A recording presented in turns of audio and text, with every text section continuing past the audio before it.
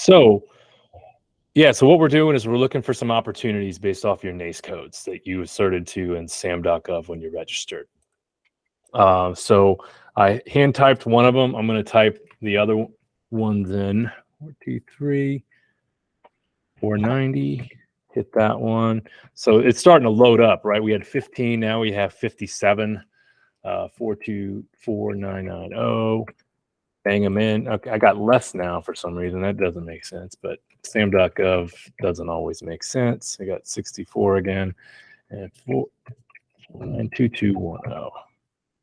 So we got 884 results. You can download this shit. You can get all the trick is to have that big sales funnel and then drill down on the work that y'all want to do, right? So you were mentioning the chicken and the egg scenario in a sense that you don't really have demonstrable past performance or corporate experience, likely, right? So it's how do you get that without having it? How do you get ID when you don't have ID, right? Right. So you really much have to, and that's going to be a tough thing to do. Like you have, like whatever your resumes say, like work that you have done, figure out old employers that would say, yeah, these guys know what they're doing in logistics, or some of them you may not need it, but that is something you're going to want to think about. Okay. Is how do you, a customer that you do have, create a, testimonial from them, right? Okay. So you can say, hey, I have past performance, call this guy or that's this gal, and I did this work for them. So depending on the bid you're going after, that may or may not be a requirement. Okay. So again, going into SAM, you can download all these things. I want to show you what a lot of companies, let me put in the product service code too, just for the heck of it. We might limit the number that we get. We got no matches now. 129. So the so those product service codes are effectively not ones you really want in your sam.gov. It doesn't matter per se, but again, it's just the NACE code is like the higher level, is the industry, and the product service code is like the very specific thing. Okay. So the NACE codes help in every government solicitation, every sam.gov, like let's look at this one. This probably isn't, but this looks like it's buying pesticides or not herbicides. Every single opportunity in SAM and every single award has these codes. So this has an F06 product service code. Right. I wonder why that showed up under the NACE code that we picked. That doesn't. Again, SAM's a little weird. It shouldn't be pulling in that code, but it did. So I was going to ask, you mainly use sam.gov for your solicitations? Yes. Now, if you are on schedules, it'd be a different matter. Like, so people are on GSA schedules a lot. So there's they have their own sam.gov. It's called like eBuy, or there's a couple different names for it. Some of the, what's called an IDIQ or a multiple award contract, those won't be on SAM because those will only go to certain bidders that are already holders of those contracts. So yeah, I had some agricultural stuff in there. I typed one of the things in wrong. So let me get back to 42510, 43, 4990. Let's do the couriers one because that one's probably right up. Couriers and express deliveries. Now we're at 117. Then we're going to do local messengers. 42210. Okay. All right. So we got 126 different results. Now we're specific to couriers, right? So this one's for the VA. This one's for the Army. This one's for DOE. So which one of those, just as a real quick, should we drill into? Sources sought. The DOE. Okay, the DOE. So this is a pharmacy for a circulation pump. Okay, and what is it's a specification requirement? All right, we'll go into that. Let's see what it's about. So the way the government works, the government's not a monolith, right? The DOE is the top level agency. There's like 27 agencies, right? DOD, Army, Navy, Marine Corps, DOE, Department of Energy, and then at the very lowest level, it's the Argonne National Lab. So this is kind of a weird one, honestly, because this is a company that runs the lab who's a contractor. So a contractor's procurement people are soliciting bids through SAM. Isn't that weird?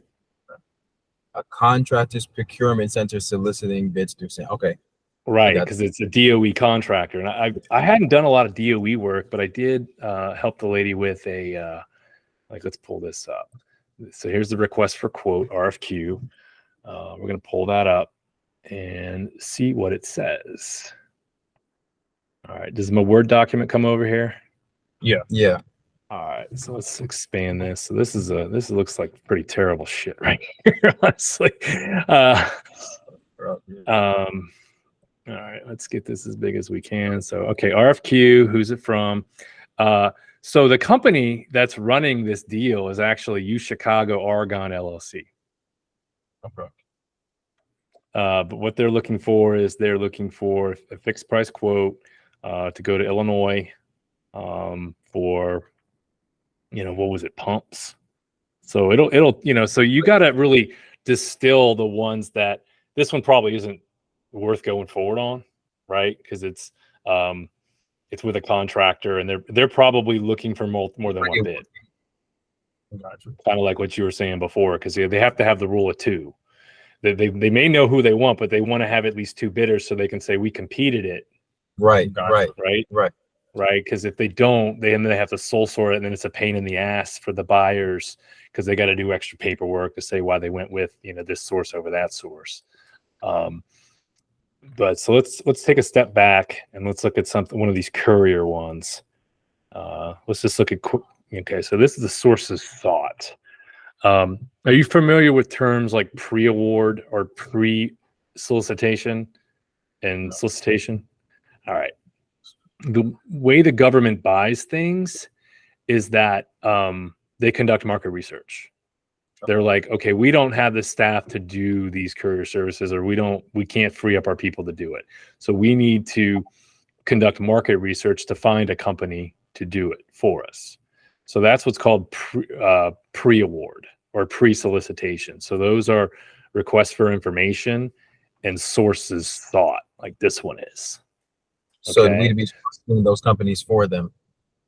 Yes. So if you are able to assert your company at the RFI and the sources sought stage, you are in a much better position when that RFQ or RFP comes out, because they will already know you. They're like, oh, we know these guys.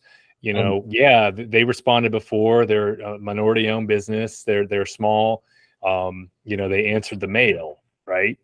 And so they'll tell you like they're looking for a woman-owned business or a veteran-owned business. They're looking for an 8A business, it looks like. This is not very legible.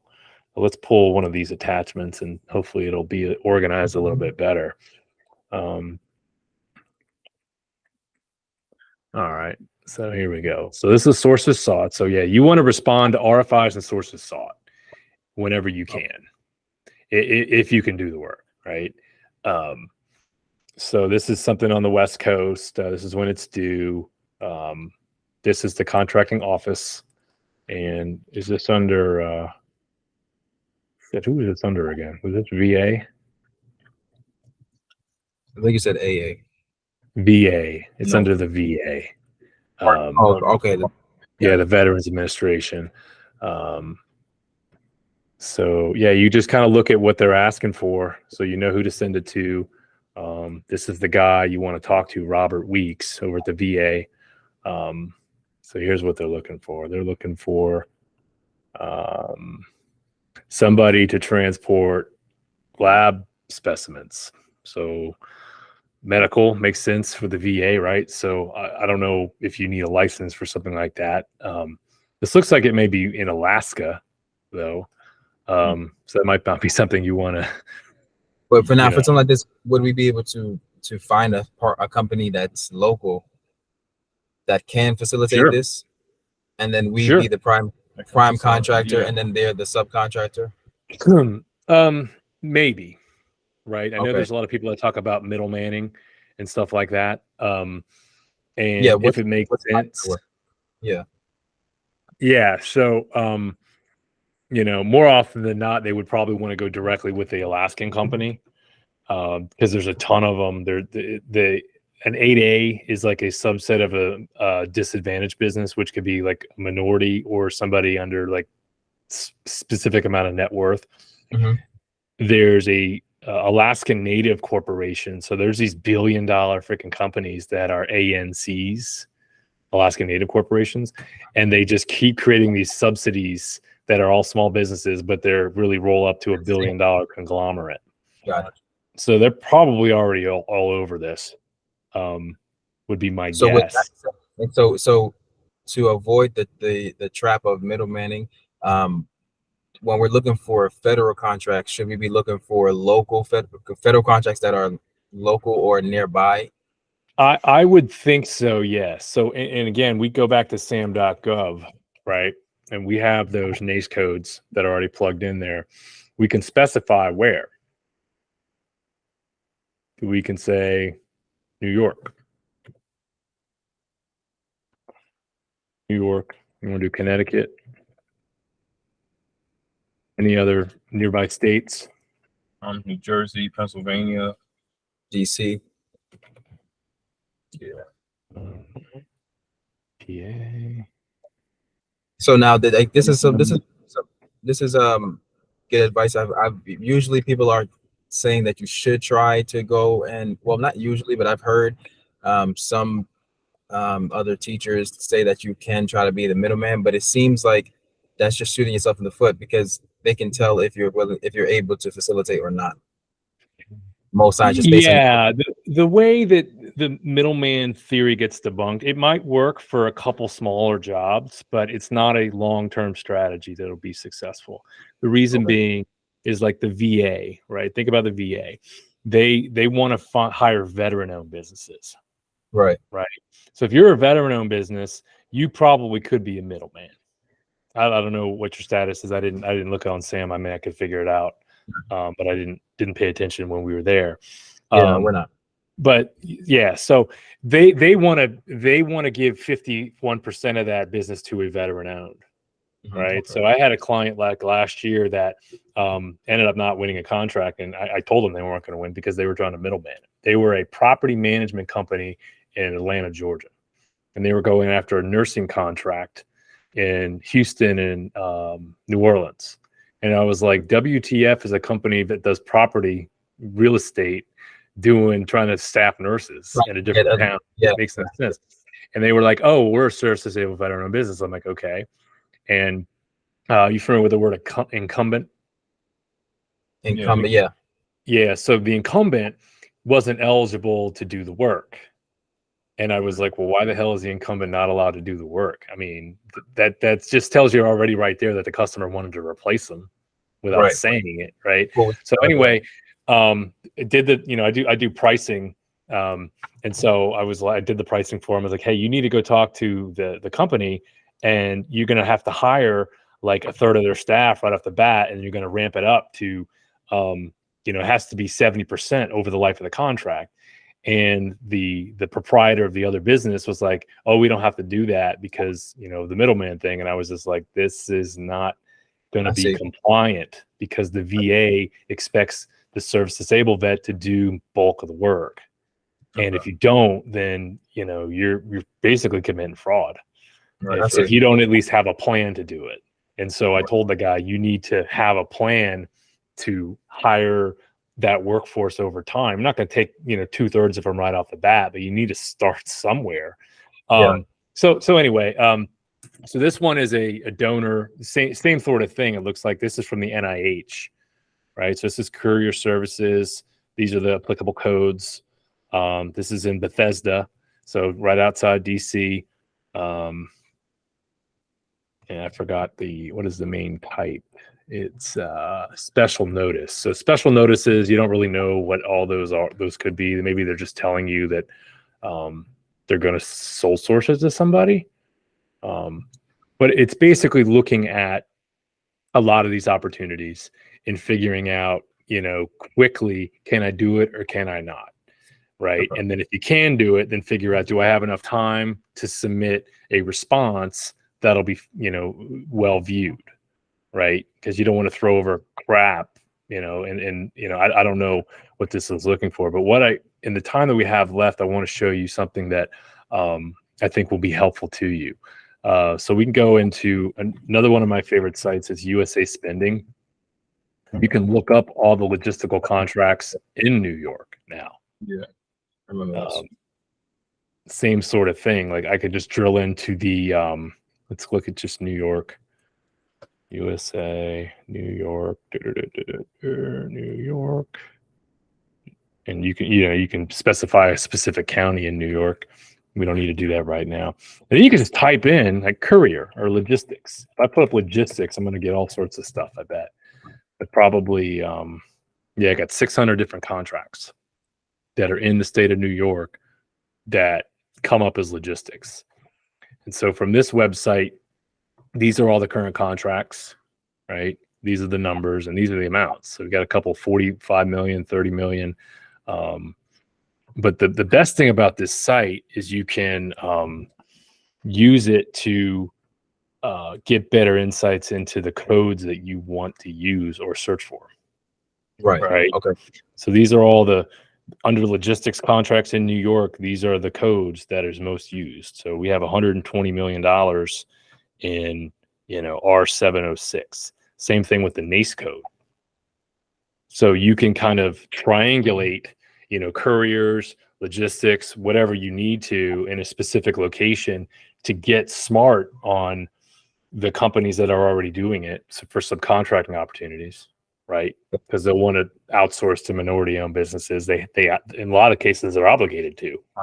When the government awards it to in their quest to make everything confusing, a large business isn't called a large business. It's called an OTSB, an other than small business. It's just like, come on, man. But you can find out who those people are in this data set. So I can look at these large companies like Akima. I know those people, right? Akima is one of those Alaskan Native corporations that's always going to be an 8A. Okay. Because if it's not Akima Support Services, it's Akima Logistics Services, or they just keep creating names under the tribal name. So Akima is known by two names. They're based in Dulles, but they're an ANC, and they're an 8A, and they're a minority-owned business. Right. Got it. So they're just making a bunch of subsidiaries under their main company. Okay. Correct. But they have to subcontract that out. Well, no, they don't have to, because they're an 8A, right? So because they're a prime 8A, they don't have to. See, the government, when they award to small businesses, they're already like, we already did our job on this job. Like we are 100% of that goes to small businesses. It is their view. 100% goes to an ANC. When they award to a large business, an OTSB, then they flow down contract requirements, and I'll show you when we can see one here. I don't know any of these companies. Human Technology, Raytheon. I know Raytheon. So Raytheon's a big fucking company, right? So you'll see that they're not a small anything. And if you look at that particular contract, you'll be able to see that. I'm trying to remember exactly where it is. There's a data point that says that small business or subcontracting plan is required. So when they award to large businesses, they want to make sure that those large businesses are giving opportunities to smaller businesses. So they flow down that requirement to have a supply chain that does small business, So they're looking for minority-owned businesses, women-owned businesses, veteran, et cetera. But I think it's, kind of a good way to look at it from both angles, right? Looking at, whatever you want to type in here. I can do the same thing by NACE code, right? And then, I like to look at it. What are the contracts that are ending this year? And going, okay, say this is one we want to look at, right? This is an Air Force one because it starts with an FA. And I've been doing this a long time, so I just know this stuff. Yeah, Department of Defense, Air Force, yeah, FA. So you can figure out when these contracts are ending, use the same codes to find out when they're going to ask for RFIs and ask for sources sought. So you can be ahead of the game and think strategically and be that company that knows. Yep, because they're going to have to recompete it. They have to recompete all the contracts. And if they only get one bidder, that sucks for them. Right. So they don't want one bidder. They want at least two. And again, if you strike when the iron's hot and again, I can go and drill this down however I want to. So the notice type, I just put in RFIs and sources sought. So again, I can get super specific on the opportunities I want to go after. So there's only 24 now with sources sought. Let me add RFIs or pre-solicitations. So those two keys are going to be your best friends. Most people just go into straight solicitation or the combined. And again, you're probably too late on that because you don't understand how the companies are really, thinking long term, and they're already on the buyer's radar. Yeah. Right. So I would recommend you're in SAM, take this videotape. I'll send it to you when it takes probably, 15, 20 minutes sometimes. But I'm happy to share this with you. And, just let me know if you do find something that you want to go after, like, let me know and we can figure out who that incumbent is and like where those old prices were, and then figure out how, we can outprice them maybe, or, we'll have better quality. You'll probably have to outprice people initially because you don't have, like you said, that corporate experience yet. So you got to break in somehow. Each one of these will kind of tell you the amount of requirements you need to be successful. And some of them are like, holy crap, I'm not going to be able to get those certifications in time, but that's when middle manning may help, is if you find a company to do it, you say, hey, I found this deal for you. Are you tracking it? No. Okay. Well, now I want 15% of that. You win it. I'll help you write it. Right. And then you give me 20% of the bodies or whatever you can negotiate. Shit, go for 49% because, there's a fee for that. And then that's how you build up your corporate experience by subcontracting. And then that's all fed experience that you can leverage into bigger deals. So that would be what I would recommend to you guys. Well, this has been really insightful, man. I really do appreciate it. Yeah, I've learned two things that I've never heard before about the pre-solicitations. And then, I'll go over the video, but there was something else that you mentioned that was, basically going the opposite route of trying to start by middle manning and actually going more source based or nice codes based, so that we can kind of get into that niche. Yeah, I have a lot of beef on the people that talk about middle manning because, we're all taxpayers, right? And I understand about how the process does work and is supposed to work. But, one guy I saw on YouTube has a big following and was talking about you can literally Google a company to do the work for you. And I'm like, yeah, what happens if they don't? Yeah. What happens if they suck? What, there's just so many. And I've been, I've administered contracts for decades now. And I know what happens when you have a shitty supply chain. You fail. And that's a worse problem to have than not winning. Right. So I think, while the middle manning may be successful from here to there, it's probably like 10%.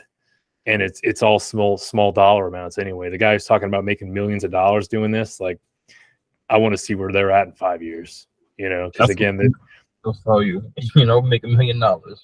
And again, I mean, I'm not griping on anybody making a living, but, again, I think that Googling a company that you don't know, because again, companies are like a dime a dozen. People are people, and people are shady. People are crooks, and most people aren't. But some people just aren't good at what they do. What they say they do, or they just can't. There's no way to vet them, which then makes your business look bad. Precisely right. Yeah. You went to went to the Angie's list of government contractors and found the company. Like, they didn't already know about it. Then are they really a good company?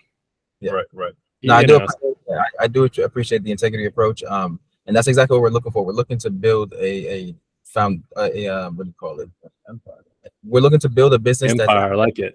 I like it. Yeah. that's a foundation. And that's awesome, man. I mean, I'm happy to help you. I'm looking for, I work for some billion-dollar companies, some, 100 mil, tens of millions a year. And I'm looking for the next, generation of contractors to help advise them in a way to get them to, tens of millions of dollars a year and, be the person that helped them do that. And then, I'll get paid when my clients are successful. So. Nice. I mean, you're doing the Lord's work. Respect that. I'm trying to, it's hard to keep the lights on sometimes, but yeah, I do pricing for the most part. So I charge like $195 an hour for those services, but I'm happy to help newbies just understand the game and, when it makes sense. Money's money, but time is not. So happy to spend time with you guys. You guys seem like you're on the up and up. So happy to help. All right, guys. I appreciate it. Have a good evening. I'll definitely in touch. You have a good one. All right, thank You too. Peace. All right.